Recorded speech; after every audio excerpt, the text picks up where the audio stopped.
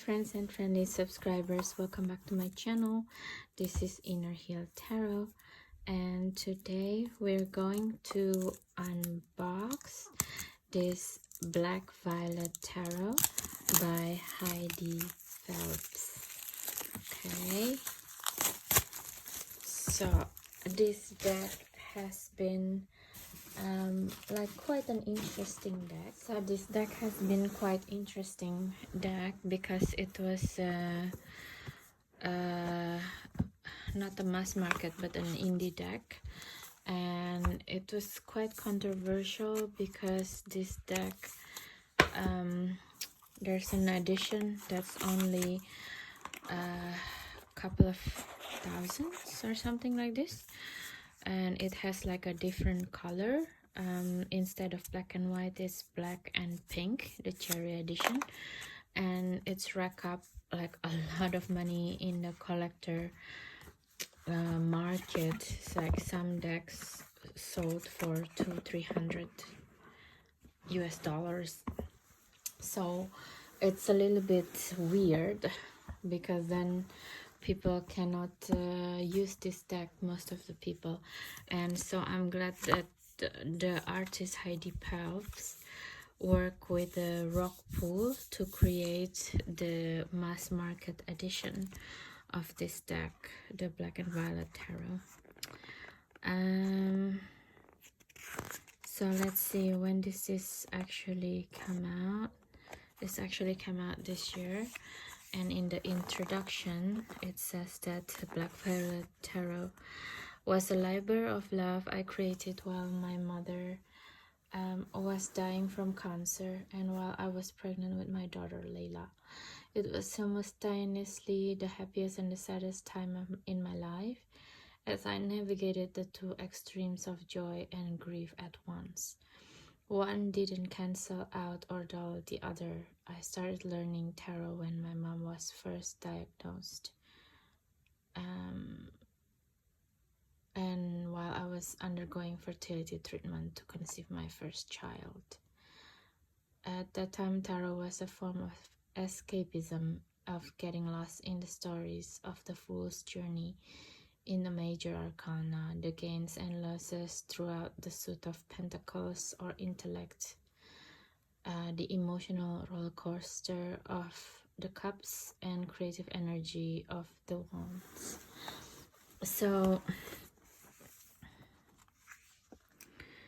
that is a really interesting card deck in a way, and it has a lot of card spreads, daily inspiration, weekly, and project kicked off. That is really nice. This is probably what I'm going to use. Yeah, Magician, the Fool. There's a bonus card also, Coven, Ghost. Wow, okay. There's Author Note.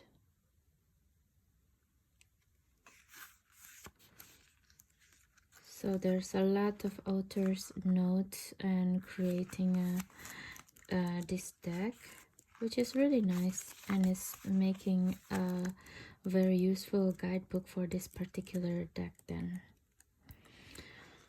About the author, Heidi Phelps is an American writer and artist from Washington, D.C. She created the Black Violet Tarot as she becomes a mother and while losing her own mother. Yeah, this is really nice. Okay, so this is her art, Heidi Phelps art, and I'm just really glad that this deck came out in a mass market edition, because I'm not sure I'm willing to pay £200-300 for a graphic art, to be quite honest, but that's another things to talk about.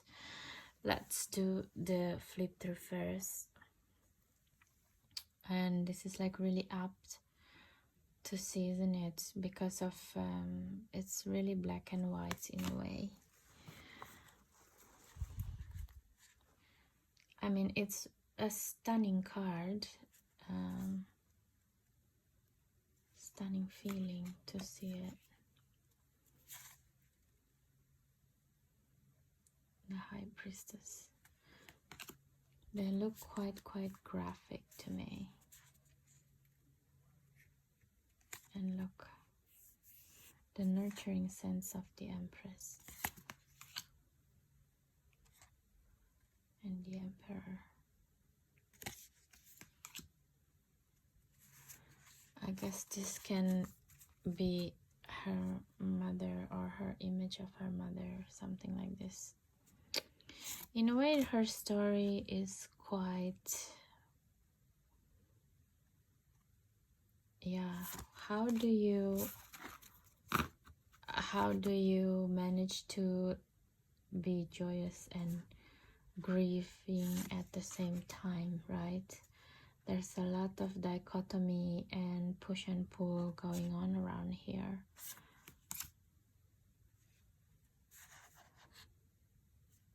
It's very interesting deck, actually. It's the waning, waxing moon. And in the middle is the sun.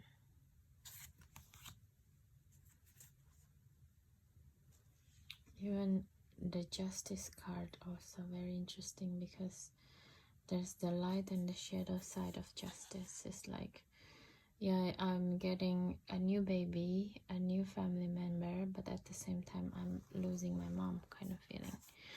That can't be a very good feeling, in all honesty.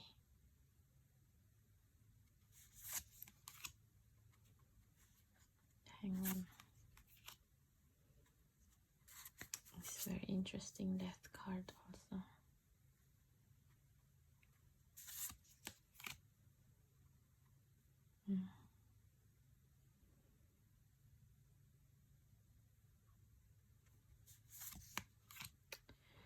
In a way, a lot of these cards and the depiction that it has in it, it's very psychologically interesting way to see these archetypes redefined by the artist, actually.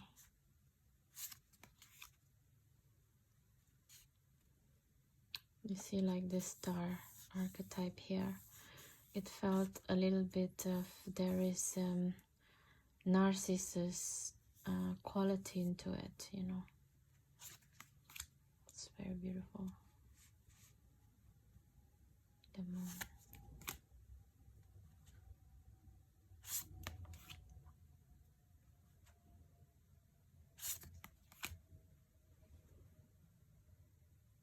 The world.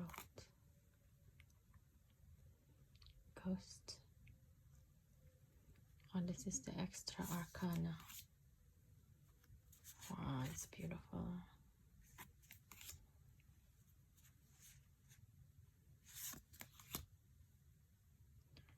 This is quite Greater Whitesmith already.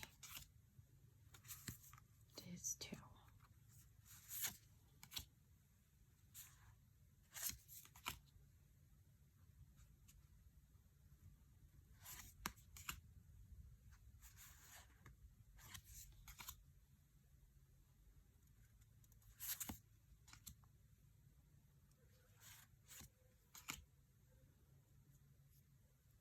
It's such an interesting image because of the blanket of roses. So it felt like it's like a deep depression image would look like from the outside. It looks rosy, and it looks like she managed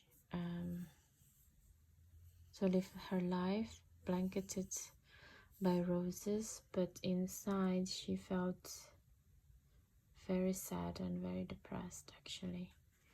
What a beautiful depiction of Nine of Swords.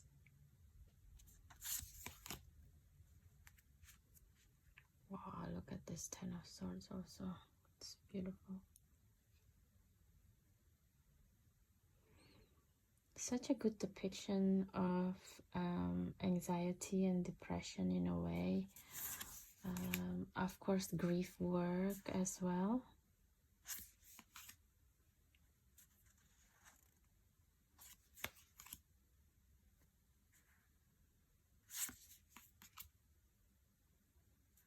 King of Swords. And I actually don't mind the fact that she make all of the dresses is like this in one manner. To me, it makes me feel that based on the dresses that she put her character on, it's not anymore someone in the earthly realm, if you know what I mean. It's more like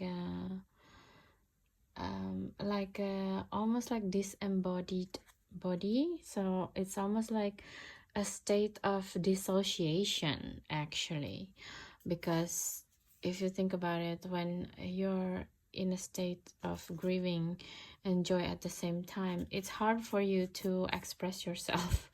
And of course you just want to be as neutral as possible, and it's reflecting so much in the getup that's being depicted here. Even like the way the hair flows, it's all very minimalistic in a way, and I totally appreciate it in a way. It must be not easy to be in this predicament of life stages, you know.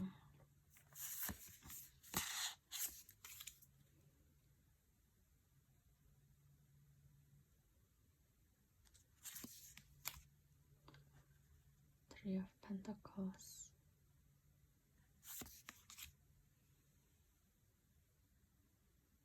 Oh, this is very interesting image of the Four Pentacles as well. There's so much grief in this deck, actually.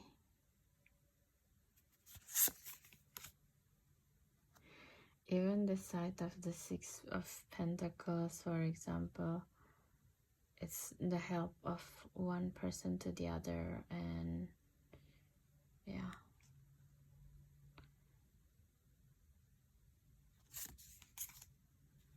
You see like the Seven of Pentacles, it's like a soul.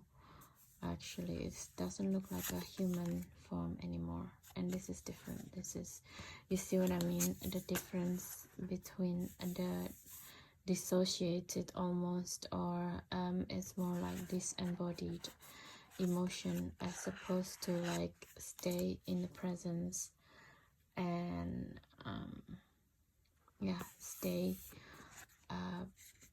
with the job, basically. It's very interesting deck. The Ten of Pentacles looks like a coven of witches.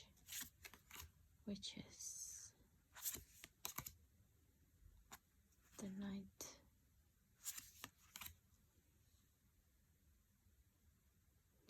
I love it, the rabbit.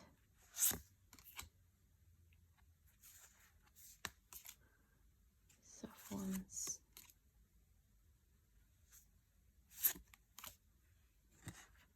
Oh, look. Three of Wands.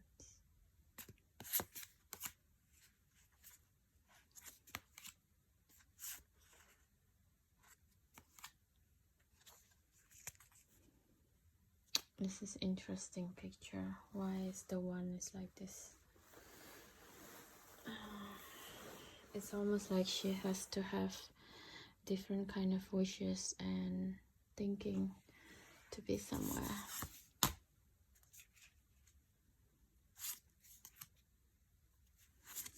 Graphic. Let's see the state of the face. The Nine of Wands.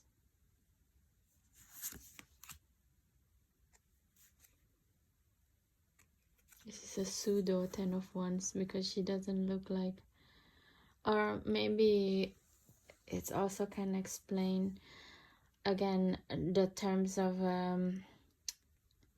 deep depression. So it's like, even though it's not a very heavy ones, but you still feel a lot you know, you still feel the weight of the small ones there. It's very, very interesting and telling.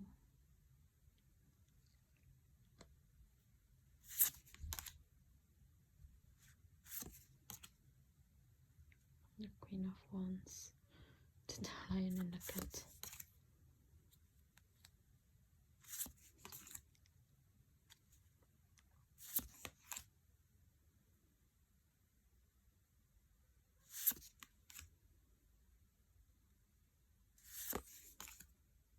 Four of Cups.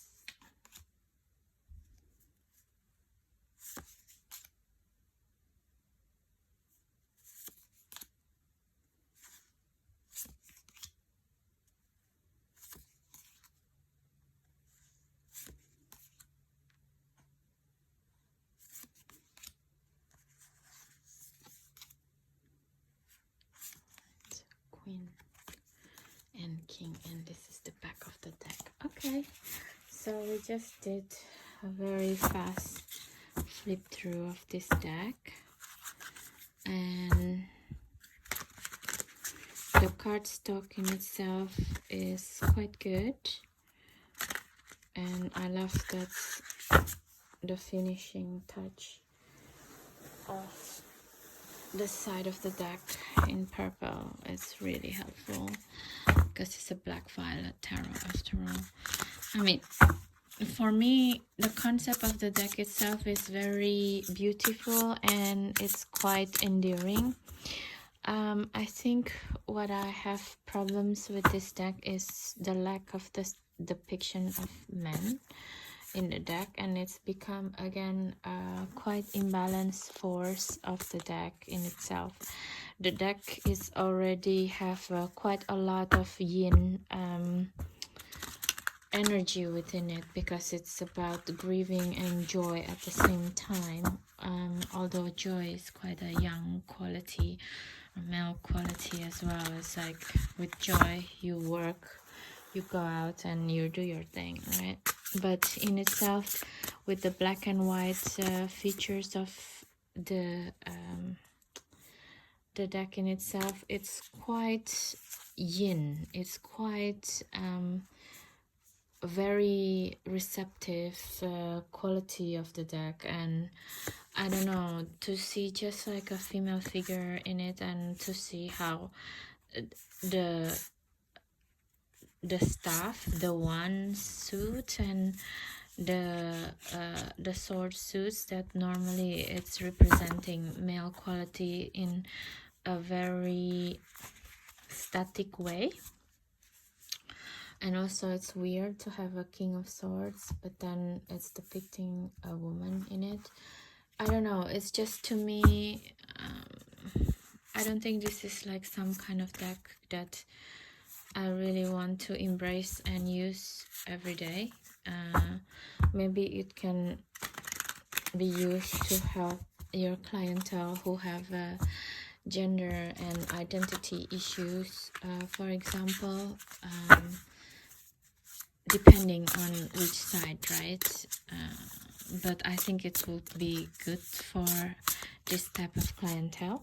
But otherwise, I don't know, it's just like, for me, it's the energy of the deck in itself is very heavy. Yeah. So the deck think that I'm a fool. Yes, of course I'm a fool. I'm just a pair of hands in the internet. Oh, the Hierophant come out again. So basically that's it then. If you, my friends and friendly subscribers, want to use this deck, this is the type of energy that the deck wants to work with you.